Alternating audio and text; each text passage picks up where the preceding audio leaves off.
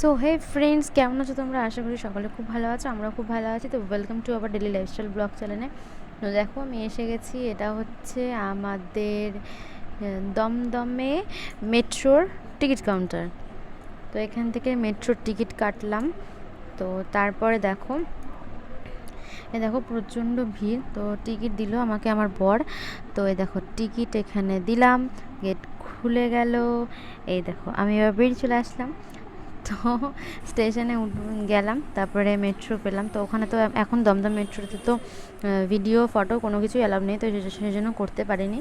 তো দেখো কলকাতার রাস্তা দিয়ে হাঁটছি, তো যাচ্ছি, কোথায় যাচ্ছি জানি না, বাট যাচ্ছি, ঠিক আছে।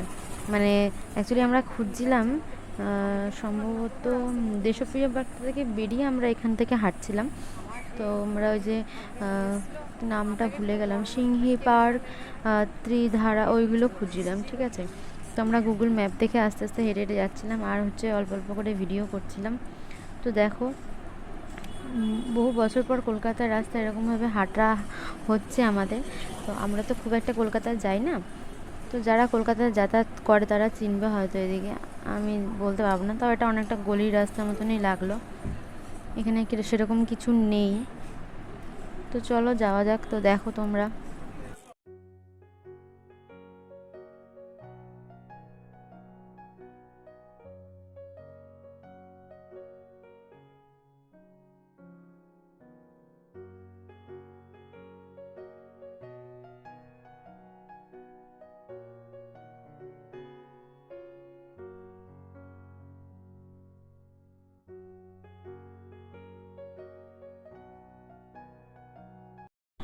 তো দেখো এটা হচ্ছে দেশপ্রিয় পার্কের রাস্তাটাই ঢুকছিলাম। তো আমার মনে ছিল না অ্যাকচুয়ালি আমি কোন ঠাকুরটা কখন দেখেছি, আমার নিজেরই মনে নেই।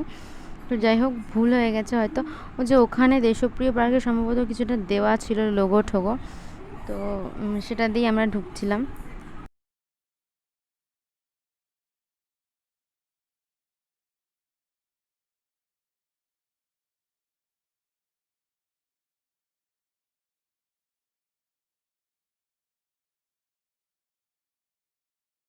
তো দেখো এটাই হচ্ছে দেশপ্রিয় পার্ক। তো আমরা আস্তে আস্তে ভেতরের দিকে যাচ্ছি, আর এতটাই মানে বাজে ব্যাপারটা ঘটেছে। আমরা গেছিলাম তৃতীয়ার দিনকে, তো তৃতীয়ার দিনকে এটা সন্ধেবেলা নাকি ওপেনিং হয়েছে। অ্যাকচুয়ালি ওপেনিং 26 তারিখে হয়ে গেছে, কিন্তু ওরা গেট খোলেনি, গেট অফই ছিল, ঢুকতে দেওয়া হয়নি আমাদের। তো রাস্তার দিকে বেরোনোর পরে রাস্তা দিয়ে ঢুকেছিল। তো এই মানে ঠাকুরটা সিম্পলের মধ্যে এত সুন্দর লাগে, খুব ইউনিক। মানে দেখো লক্ষ্মী সরস্বতী গণেশ কার্তিক সবার এক কালারের জামা, আর মা দুর্গার হচ্ছে ব্লু কালারের। তো এইটা হচ্ছে হিন্দুস্তান পার্কের পুজো। তো এইখানে আমি রাস্তার এপারটা দিয়ে দেখালাম, তারপরে আবার এই যে ফুটপাথ দিয়ে আমি যাচ্ছি। তো যাওয়ার পরে ওইখানে ভেতর দিয়ে দেখাবো। এই পার্কের থিমটা আমার খুব সুন্দর লেগেছে, মানে একটা ভাবনা আছে, এটাই হচ্ছে কথা। তো ভাবনা যদি সুন্দর হয়, জিনিসটাও সুন্দর হবে, তাই না? তো দেখো এই যে রাস্তা দিয়ে সোজা যাচ্ছি। তো এগুলো লাইটিং করা আছে, রাত্রেবেলা যারা আর কি যাবে তারা তো দেখতেই পারবে। তো এটা টিভিতেও দেখিয়েছিল এই কিছুক্ষণ আগে, আমি নিউজেও দেখলাম। তো খুব সুন্দর লাগছিল আর কি। তো এটা আমরা যেহেতু নিজের চোখে দেখে এসেছি, সেটা একটা আলাদাই সৌন্দর্য দেখে এসেছি। আর রাতের সৌন্দর্যটা তো আলাদাই, কিন্তু টিভিতেও দেখলাম যে এটা দিনের বেলাতেই দেখাচ্ছিল, রাতের বেলা দেখিনি। তো এই যে থিমটা করেছে সমস্ত স্বাধীনতা সংগ্রামী যারা আছেন আর কি আমাদের, তাদের সবাইকে নিয়ে আর কি। এখানে কি সুন্দর এই ফটো দেওয়া আছে, আর এই যে দড়ির মতন এই ফাঁসি দিয়ে তো তারা মারা গেছিলেন আর কি স্বাধীনতা সংগ্রামী। তো সেই জন্য এই থিমটা করেছে, এখানে একটা করেছে, আর এই পেছন দিকে আরেকটা করেছে। তো প্রথমেই বুঝতে পারছিলাম না, এইগুলো পুরো টিনের উপরে কাজ আছে, আর নিচের এইগুলো সব এই দোকানপাটগুলো তৈরি করা হয়েছে মানে আলাদাভাবে, ঠিক আছে। তো ফার্স্টে আমি ভেবেছিলাম যে এটা সত্যিকারের কারো বাড়ি হয়তো, আর এগুলো হচ্ছে সত্যিকারের দোকান।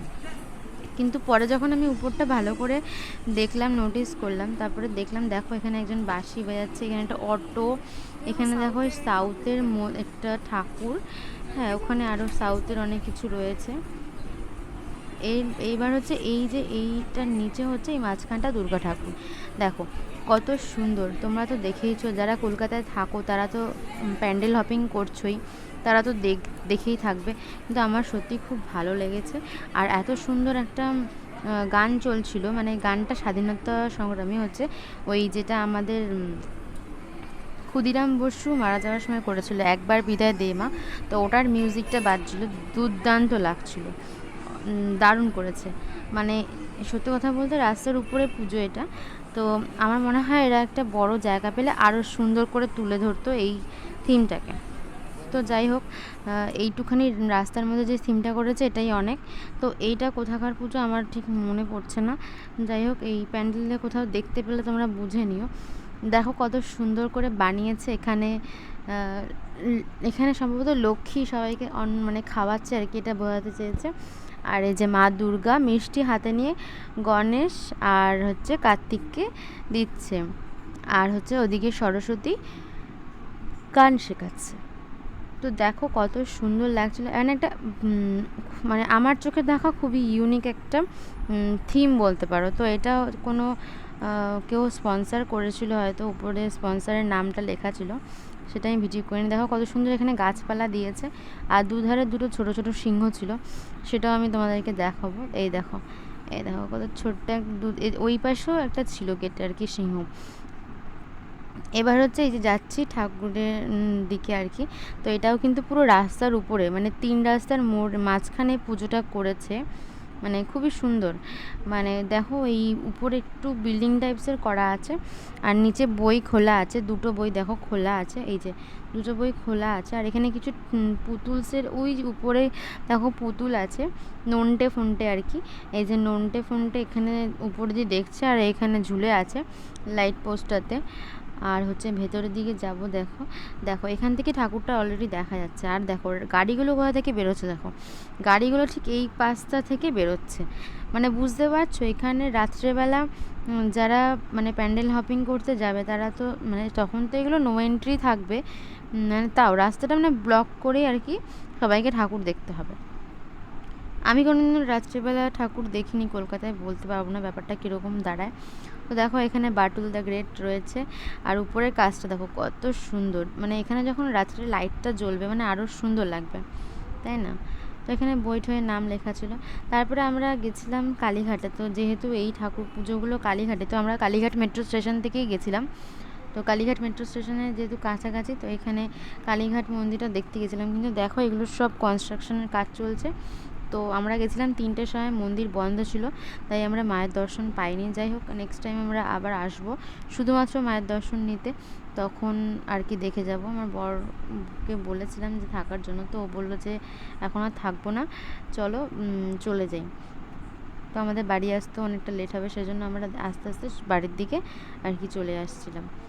ও তারপরে মানে তার আগে এই একটা ঠাকুর দেখেছিলাম। আচ্ছা না, ওখান থেকে যখন আমরা আসছিলাম কালীঘাট মন্দির থেকে, তখনই এটা মাঝখানে পড়েছিল। তো ভাবলাম যে চলো দেখেই যাই লাস্ট একটা পুজো।